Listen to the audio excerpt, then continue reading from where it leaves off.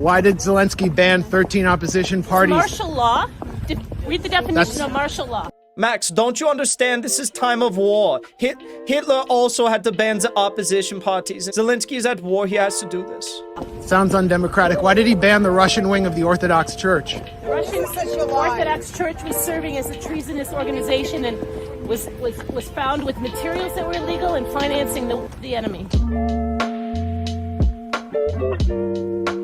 I don't know what's crazier about this next story. The fact that Volodymyr Zelensky is now wearing a new article of clothing, or the fact that he's calling for peace negotiations. Both things are true, according to the CNN article, which I don't know if we should believe that, but it appears as though both these things are true. I mean, look at this. Ukraine Zelensky seeks Indian Prime Minister Modi's help with peace plan. I don't know what was wrong with Erdogan's help back in April before this madness really got out of control, but apparently he doesn't want to work with Erdogan anymore. He wants to work with Modi. So he's seeking out help from Indian Prime Minister Modi, and he's wearing a new shirt, and it says, "I'm Ukrainian," in English. And it's black. It's not green anymore. It's a sweater. So he's kind of going for the Emmanuel Macron look. Remember when the war broke out? And Emmanuel Macron's like, "I can't believe this. Zelensky is stealing all my globalist thunder power. I will wear a nice black sweatshirt and I will take some fancy photos in my war room."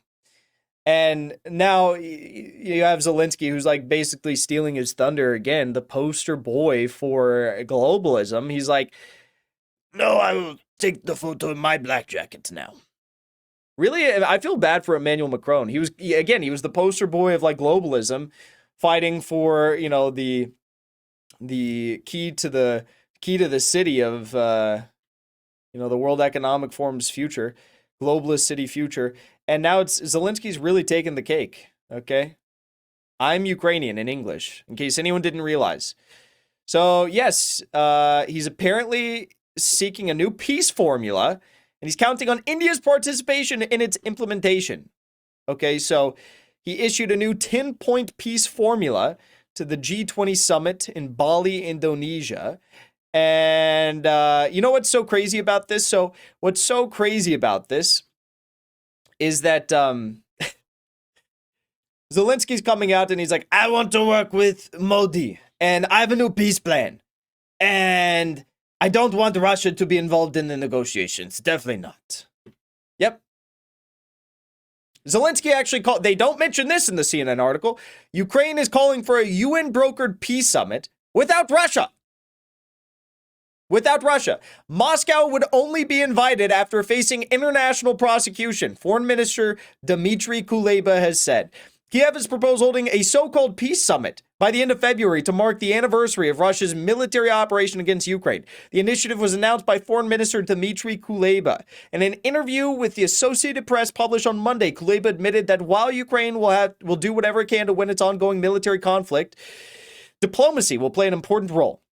Every war ends in a diplomatic way, Kuleba said, adding that every war ends as a result of the actions taken on the battlefield at the negotiating table. Okay, asking about the matter of inviting Russia to the peace summit, Kuleba insisted Moscow must first face an international court and be prosecuted for supposed war crimes. Again, this is being announced on the same exact day that one of the most important U.S. mercenary groups, the Mozart Group in Ukraine, their commander, who's a former U.S. Marine commander, came out and said that the Ukrainian military is run by fucked up people, and the government is run by fucked up people, and the military is regularly committing Hague Convention violations.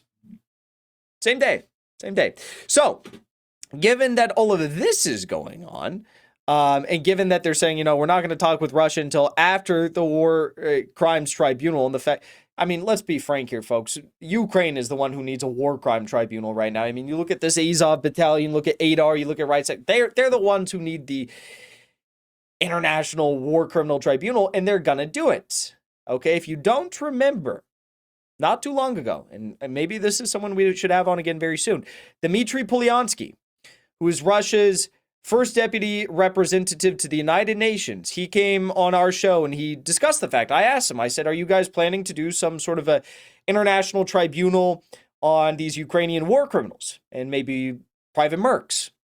And he said, you know, Jackson, we are planning on doing this. The plans are already underway.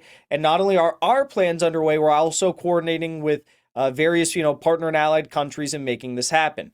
Now, I haven't seen a lot of news yet on whether or not this is true, whether or not they're actually moving any ground or any earth on whether or not they're going to get international partners involved in this war criminal tribunal outside, likely suspects like maybe Syria. I don't know, that they'll DPRK. They'll probably want some major partners involved in this. They'll probably want India, maybe China, who knows who might be involved in this. They would probably like some bigger countries like that.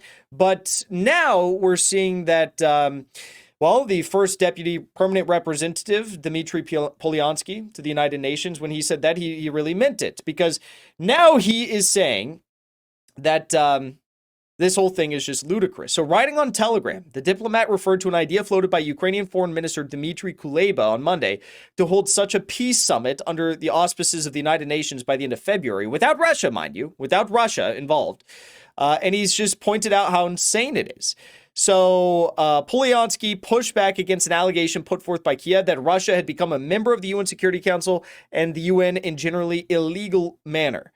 He denounced such statements as nonsense, which nobody pays attention to. Quote, if you try to combine these two pieces of news, they are mutually exclusive. What peace summit could be without Russia, he asks, adding, however, that it is not difficult to imagine such an event taking place without Ukraine.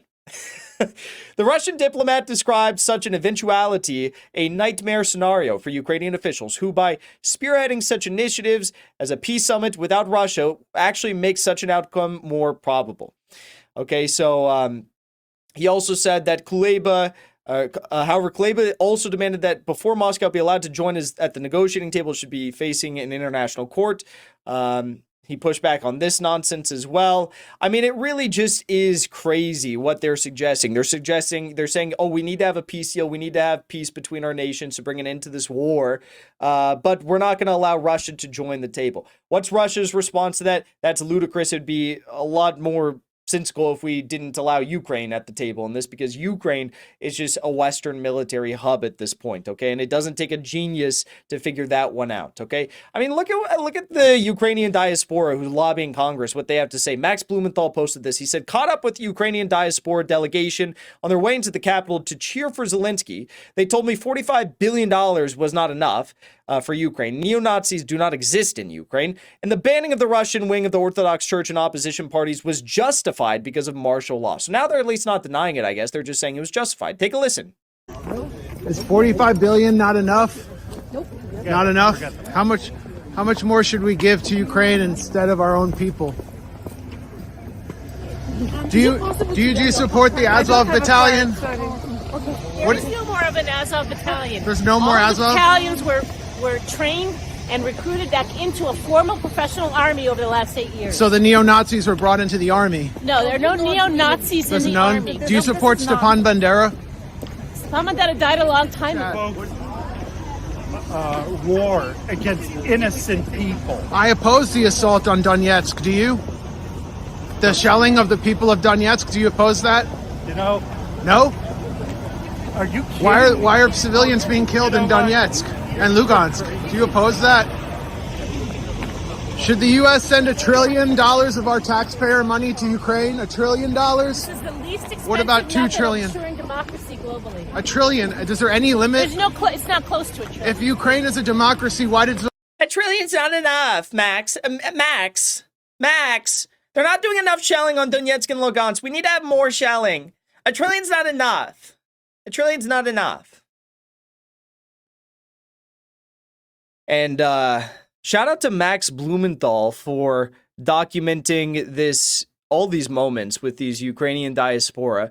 Also documenting the first set of physical activity that this Karen seems to have engaged in the past 40 years. Really, earth-shattering moment here. As she sucks the American taxpayer dry of all of our taxpayer funds for Ukraine and the Ukrainian military. She's also engaging in her first bout of physical activity in 40 years. Amazing moment captured by Max Blumenthal at the Gray Zone. Not close to $1 trillion. If Ukraine is a democracy, why did Zelensky ban all opposition media and 13 political parties? No, I'm not. I'm not paid by Moscow.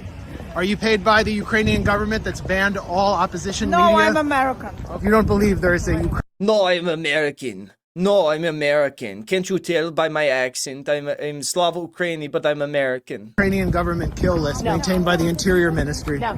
It's a lie. It's a lie. Just like the non-existent neo-Nazis. Lies. Lies.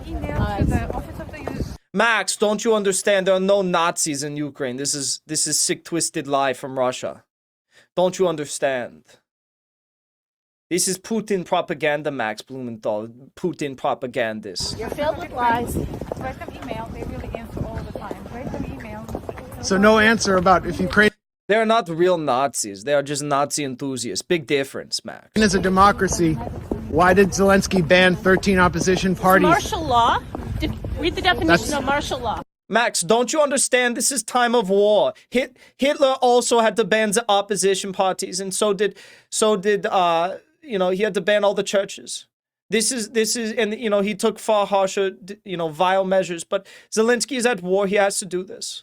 Sounds undemocratic. Why did he ban the Russian wing of the Orthodox Church? The Russian This is such a lie. Orthodox Church was serving as a treasonous organization and was found with materials that were illegal and financing the enemy. So banning clergy, banning media, banning opposition. You know what? And if they did do that, I say good on them. That's God's work. Good job.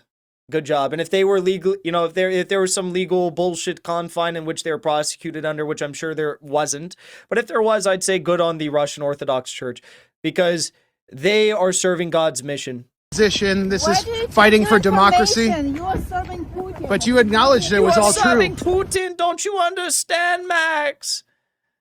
Why can't you just stand with Azov, Max? You are serving Putin. Why don't you go and suck off Ramzan Kadyrov, Max Blumenthal? This is such bogus Putin propaganda. I have a sex doll of Adam Kinzinger. He is my hero. I'm so sad he's leaving Congress, Max. I'm serving Putin by stating facts. You're not stating facts. You just acknowledged that it was martial law and it was fact. No, all I said is it's martial law. I didn't acknowledge it's a fact. So he didn't ban the Russian wing of the Orthodox Church. No, he hasn't. He's submitted legislation for certain purposes, and it hasn't passed. Between the both of them, they have like one brain cell each, and they're like no, he didn't ban the Russian Orthodox Church, and then the other bitch is like, well, he did want to, but he hasn't yet, and he's planning on it. And then the other one's like, well, he submitted the policy, but they haven't actually done it yet, and they just arrested them. They just did reprisals on them. And the other one's like, yes, but it's justified. It's martial law. Don't you understand? It's like they're contradicting each other in real time. And Max, great job, Max Blumenthal. Everyone follow Max Blumenthal. I'm sure you already do. I don't need to tell you that. He's the OG. We love Max Blumenthal, and he does such a great job. The Gray Zone was covering all of this madness before anyone else, and that's actually how I first learned about what was going on. Because the first thing I ever saw was an interview that I think Max Blumenthal and Aaron Mate did with Russell Texas Bentley, who was fighting on the front lines with the DPR and LPR. So that was the first time I had ever heard about what was going on, and it was so eye-opening, and I was like, Nazis? Really? And we're funding them? That's fucked up.